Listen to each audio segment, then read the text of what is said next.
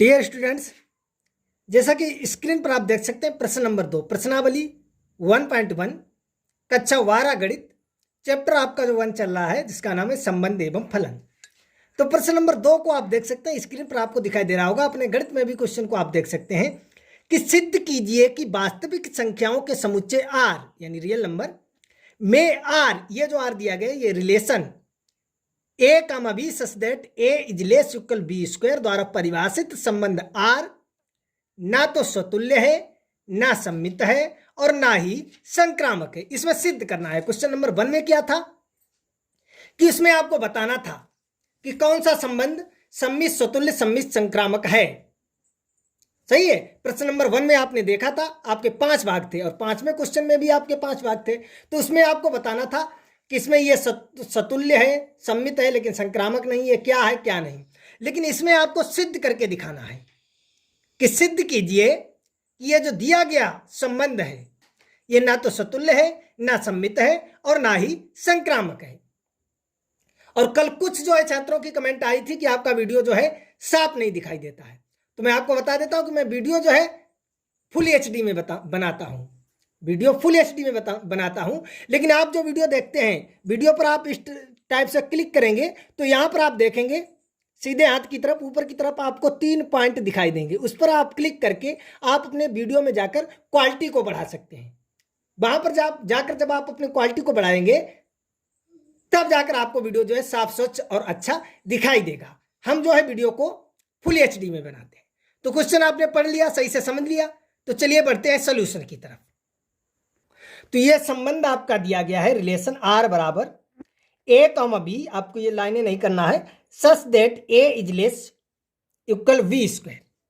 इस संबंध से जो है यहां से देखना है कि ये जो संबंध आपका आर दिया गया है यह ना तो स्वतुल्य है, ना सम्मित है और ना ही संक्रामक है। और जो भी ये देखना है ये आपका जो समुच्चय होगा, ये ए बी होंगे, ये कहां से होगा, ये आपका समुच्चय है आर। आर यानी रियल नंबर, वास्तविक संख्या। तो पहले आपको मालूम होना चाहिए वास्तविक संख्याएं क्या होती हैं। वास्तविक संख्याएं और काल्पनिक संख्याएं। तो देखिए वास्तविक संख्याओं के अंतर्गत आपकी सारी संख्याएं आ जाती हैं, सिर्फ काल्पनिक संख्याओं को छोड़कर। परिमेय संख्याएं, अपरिमेय संख्याएं, प्राकृतिक संख्याएं, पूर्ण संख्याएं, भाज्य संख्याएं, अभाज्य संख्याएं, सभी जो है धनात्मक पूर्णांक, ऋणात्मक पूर्णांक, सभी जो है आपके आ जाते हैं वास्तविक संख्याओं के अंतर्गत, सिर्फ काल्पनिक संख्याओं को छोड़कर। तो आपके दिल में, आपके मन में यह क्वेश्चन होगा तो फिर काल्पनिक संख्याएं क्या है? जब वास्तविक संख्याओं के अंतर्गत सभी आ जाती हैं, प्राकृतिक संख्याएं, पूर्ण संख्याएं, भाज्य संख्याएं, अभाज्य संख्याएं, विषम संख्याएं, सम संख्याएं, धनात्मक पूर्णांक, ऋणात्मक पूर्णांक, परिमेय संख्याएं, अपरिमेय संख्याएं, जब सभी आ जाता है वास्तविक संख्याओं के अंतर्गत, तो फिर काल्पनिक संख्याएं कौन सी हैं? तो इसके लिए हम आपको बता देते हैं, जो रूट के अंदर माइनस में जो संख्या होगी, रूट के अंदर माइनस, ये आपका -5 हुआ, चाहे -1 हुआ, चाहे -4 हुआ, कोई भी संख्या, ये नहीं कि अगर ये माइनस लगा है, सही है, ये आपकी कैसी है, वास्तविक संख्या है। रूट के अंदर इस टाइप से लिखा होना चाहिए, ये रूट के अंदर माइनस में यदि कोई संख्या है तो वो संख्याएं आपकी कहलाती हैं काल्पनिक संख्याएं। कैसी संख्याएं? काल्पनिक संख्याएं। समझ गए आप? और बाद बाकी जो भी आपकी हैं सभी वास्तविक संख्याएं होती हैं। तो आई होप जो है आप वास्तविक संख्याएं और अवास्तविक यानी काल्पनिक संख्याओं में अंतर समझ गए होंगे कि काल्पनिक संख्याएं कौन सी होती हैं और वास्तविक संख्याएं कौन सी होती हैं। वास्तविक संख्याओं के अंतर्गत जो है आपकी सभी संख्याएं आ जाती हैं, काल्पनिक संख्याओं को छोड़कर। तो फिर काल्पनिक संख्याएं कौन सी होती हैं वो मैंने आपको बता दिया। अब आते हैं आपके टॉपिक के ऊपर, आपके क्वेश्चन के ऊपर। जो आपका ये संबंध दिया गया है ये आपको यहां से दिखाना, सिद्ध करके दिखाना है कि ना स्वतुल्य है, ना सम्मित है और ना ही संक्रामक है। तो पहले ही हेडिंग हम डाल लेते हैं स्वतुल्य, और स्वतुल्य हेडिंग डालकर एक ऐसा उदाहरण लेकर आपको समझाते हैं। ए और बी दो ऐसी संख्या हमें लेना है जो ये रिलेशन को संतुष्ट करें, जो A is less equal B square, इसे संतुष्ट करें और वास्तविक संख्याएं होनी चाहिए। क्या इसके अंतर्गत होंगी या नहीं होगी। मैंने आपको बताया था सतुल्य के लिए सेम होना चाहिए, ए कामा ए, बी कामा बी, या x comma x, Y comma y. सही है। सम्मित के लिए ए कामा बी है तो उसका अपोजिट बी कामा ए होना चाहिए। और संक्रामक के लिए क्या, इसके लिए अगर आपको ज्ञान नहीं है तो आप प्रश्न नंबर 1 को जाकर देख सकते हैं, बाद से सारी जानकारी, सारी समस्या आपकी दूर हो जाएगी, कोई भी अगर प्रॉब्लम है तो। यहां से देखिए मैं हेडिंग डालता हूं, तो यहां से आप सतुल्य समझ लीजिए। चूंकि 1/3, 1/3 नॉट एप्सिलॉन आर, इसलिए आर जो है वो सतुल्य नहीं है। मैंने आपको बताया था आर के लिए सेम होना चाहिए, यानी ए एप्सिलॉन आर और बी एप्सिलॉन आर, तब आपका जो है सतुल्य होगा। तो यहां से अगर हम लिखना चाहें तो ऐसे भी लिख सकते हैं, चूंकि a b not epsilon R, इसलिए आर जो है वो सतुल्य नहीं है। चूंकि ए और बी नॉट एप्सिलॉन आर, यानी आर के अवयव नहीं है, आर में नहीं मिलेंगे, इसलिए आर हमारा सतुल्य नहीं है। ए और बी क्यों नहीं मिलेंगे, इसके लिए मैंने आपको ये एग्जांपल लेकर समझाया है। देखिए मैंने ए बराबर भी ले लिया है 1/3 और बी बराबर भी ले लिया है 1/3, क्योंकि सतुल्य के लिए बराबर होना चाहिए। सही है, ए बी, तो ये मैंने ले लिया है 1/3। देखिए अब 1/3 ये हमारी वास्तविक संख्या है, क्योंकि जो ये लेना है ए और बी हम आपको बता चुके हैं, वो हमारी कैसी संख्या होनी चाहिए, वास्तविक संख्या है। और वास्तविक संख्याओं के अंतर मैंने आपको बताया है, परिमेय संख्या भी आती है, परिमेय संख्या भी विषम संख्या है, तो मैंने परिमेय संख्या ले ली। तो यहां से आप देख सकते हैं हमारी जो कंडीशन है वो क्या है, A is less equal B square. सही है, तो देखिए यहां पर हमने ए की जगह पर भी 1/3 ले लिया और बी की जगह पर भी 1/3 ले लिया। क्यों ले लिया, क्योंकि सतुल्य के लिए हमें ए और बी दोनों बराबर लेने हैं, सेम लेने हैं, चाहे 1/3 चाहे 1/2 चाहे 1/4 को। तो देखिए यहां से ए जैसे हमने लिख लिया 1/3 और बी का वर्ग करना है, यानी 1/3 का हम करेंगे वर्ग, तो ये तो आपका आ जाएगा 1/3 और इसका करेंगे 1 और 3 का करेंगे 9। सही है, क्वेश्चन आपका क्या कह रहा है कि ये लगना चाहिए निशान कि जब A is less equal B square का वर्ग करें तो या तो ये ए छोटा होना चाहिए या इसके बराबर होना चाहिए। लेकिन यहां से आप देख सकते हैं, यहां से आप देख सकते हैं कौन सा छोटा है। अब छोटा बड़ा ये नहीं आप कहें कि ये छोटा है, नहीं, जब अंश आपका समान हो, कितनी कोई भी भिन्न हो, ये आपकी है 4/5, 4/6, 4/9, 4/11, 4/13, कोई भी हो, जब अंश आपका समान है तो सबसे छोटी भिन्न आपकी कौन सी होगी, सबसे छोटी भिन्न होगी जिसका अंश सबसे बड़ा होगा। सही है, और सबसे बड़ी भिन्न वो होगी जिसका अंश जो है सबसे छोटा होगा। समझ गए आप, यहां से देख सकते हैं। देखिए जब हम 3 का इसमें भाग देंगे, दशमलव लगाएंगे, 10 हो जाएगा, तो 3 तिया 9, 3 तिया 9, ये 0.33 आएगा। और देखिए जब 9 का हम भाग देंगे, दशमलव लगाएंगे, 10 हो जाएगा, 9 1 9, 9 1 9, तो देखिए 0.11, 0.33। अब यहां से देखिए ये बड़ा है हमारा। सही है, तो देखिए जब इसका वर्ग करते हैं तो ये देखिए कंडीशन का विपरीत हो गया। अब यहां पर हमें निशान लगाना चाहिए इज ग्रेटर 1/9। सही है, लेकिन हमारा सवाल जो कह रहा है कि A is less equal B square, लेकिन यहां पर यह नियम हमारा फॉलो नहीं हो रहा है।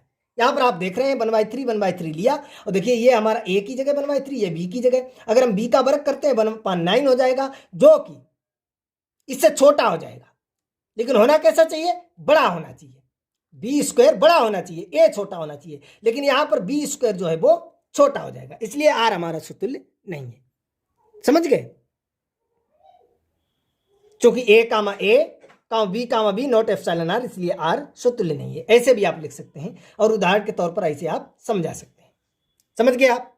अब सम्मित की तरफ देखिए, तो यहां से आप देख सकते हैं क्योंकि 1,5 एप्सिलॉन आर, 1,5 तो आर में मिलेगा, क्योंकि ए की जगह आप देख सकते हैं यहां से हमने क्या लिया है 1,5 लिया है। यहां से आपको समझाएंगे 1, हमने 5 ले लिया है, तो ए की जगह हमारा क्या हो गया 1 और बी की जगह हमारा क्या हो गया 5।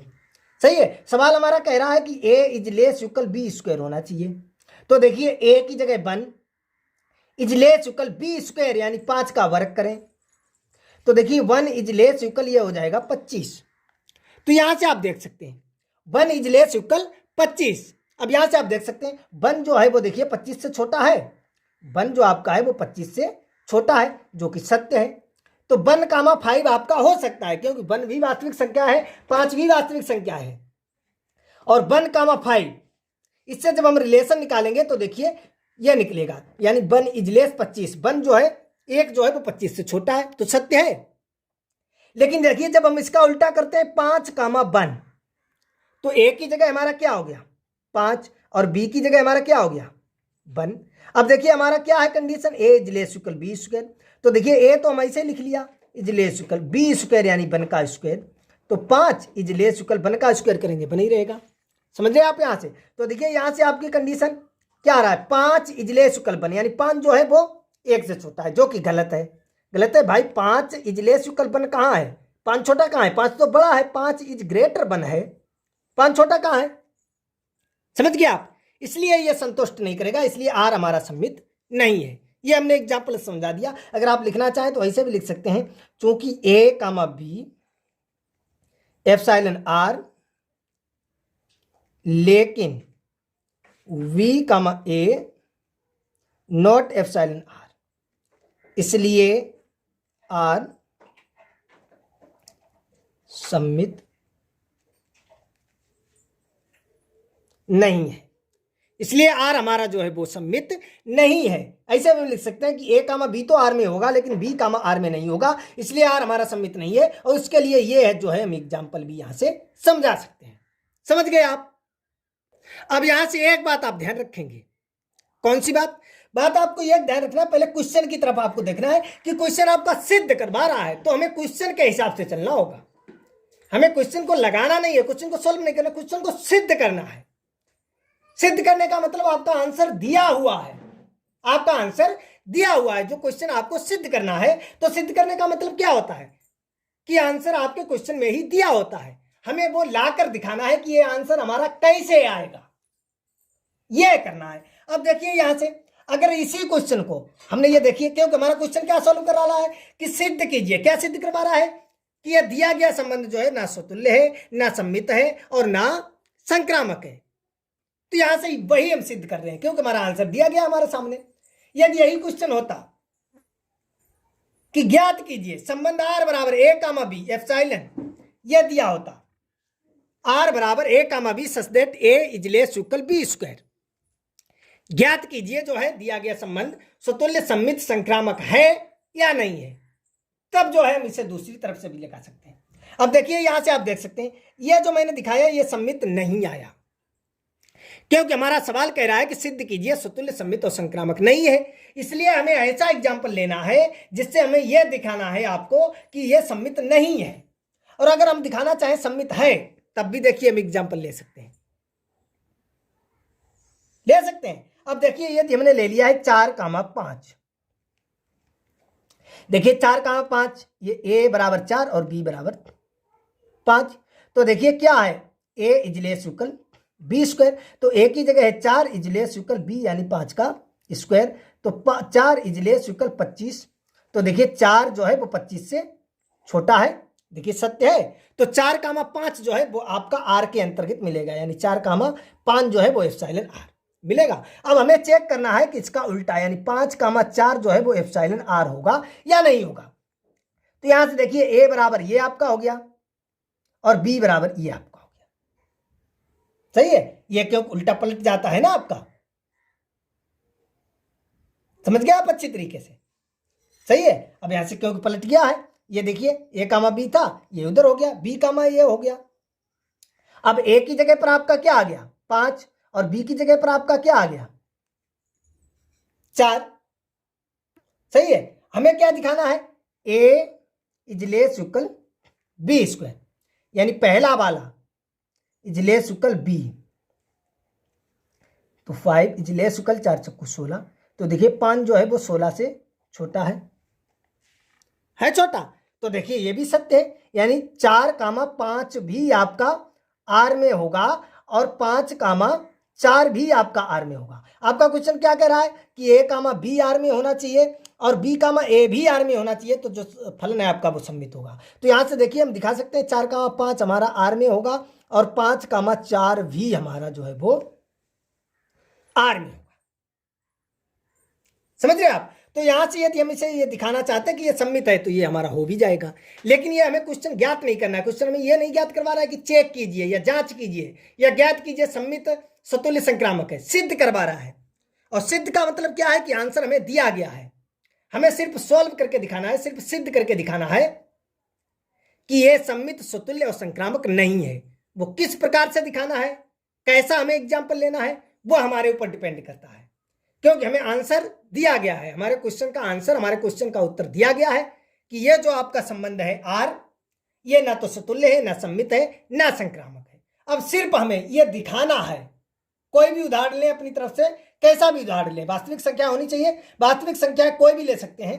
हमें यह दिखाना है कि यह आपका जो क्वेश्चन है ना सतुल्य है, ना सम्मित है, ना संक्रामक है। तो हमने सतुल्य भी दिखा दिया नहीं है, सम्मित भी दिखा दिया नहीं है। आई होप आपको समझ में आ गया होगा। अब देखते हैं कि यह संक्रामक भी नहीं है। अब यहां से आप देख सकते हैं हेडिंग हमने डाली है संक्रामक। यदि हम इसे दिखाना चाहें इस क्वेश्चन को, तब हम यह भी दिखा सकते हैं ये आपका क्वेश्चन संक्रामक है, सतुल्य है, सम्मित है, संक्रामक भी है, यानी यह एक तुल्यता संबंध है। लेकिन हमें क्वेश्चन पर ध्यान देना है। क्वेश्चन का आंसर हमें दिया गया है, क्योंकि हमसे सिद्ध करवा रहा है कि सिद्ध कीजिए कि दिया गया संबंध ना तो सतुल्य है, ना सम्मित है, और ना संक्रामक है। तो हमें अपनी तरफ से ऐसे उदाहरण लेने हैं, ऐसे एग्जाम्पल लेकर दिखाना है कि ना ये क्वेश्चन सतुल्य होना चाहिए, ना सम्मित होना चाहिए, और ना संक्रामक होना चाहिए। जैसा कि मैंने दिखाया है, सम्मित में मैंने आपको दिखाया कि यदि हम चाहते तो इसे हम सम्मित कर देते कि ये सम्मित है, लेकिन हमें सिद्ध करवा रहा है, हमारा आंसर दिया गया है ऑलरेडी, हमें पहले से मालूम है हमें सिद्ध करना सम्मित नहीं है, तो हमने ऐसा एग्जाम्पल लेकर समझाया। तो इसी प्रकार आप देख सकते हैं यदि हम इस क्वेश्चन को दिखाएं संक्रामक है तो हम दिखा भी सकते हैं ये संक्रामक है, लेकिन हमें सिद्ध करना है, हमारा आंसर दिया गया कि संक्रामक नहीं है, तो हमें ऐसा एग्जाम्पल लेना है कि हमें यह दिखाना है संक्रामक नहीं होना चाहिए। इसके लिए आपकी कंडीशन क्या है संक्रामक के लिए, यानी ए कामा बी एप्सिलॉन आर होना चाहिए और बी कामा सी भी एप्सिलॉन आर हो सकता है, लेकिन ए कामा सी हमने मान लिया कि माना a comma b epsilon R और b comma c epsilon R. A comma b भी जो है आर में है और बी कामा सी भी आर में है, लेकिन ए कामा सी आर में नहीं है, तभी तुम्हारा संक्रामक नहीं होगा। यदि ए कामा सी भी आर में मिल जाएगा तो हमारा संक्रामक हो जाएगा।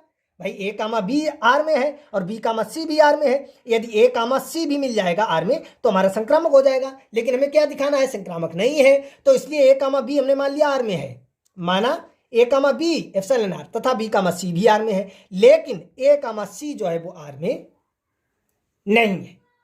इसी प्रकार से हमें एक एग्जाम्पल लेना है, तो यहां से आप देख सकते हैं हमने एग्जाम्पल लिया है कि 5 कामा 3 एप्सिलॉन आर। अब देखिए 5 कामा 3 मिलेगा आर में, देखिए 5 और 3 दोनों वास्तविक संख्याएं हैं।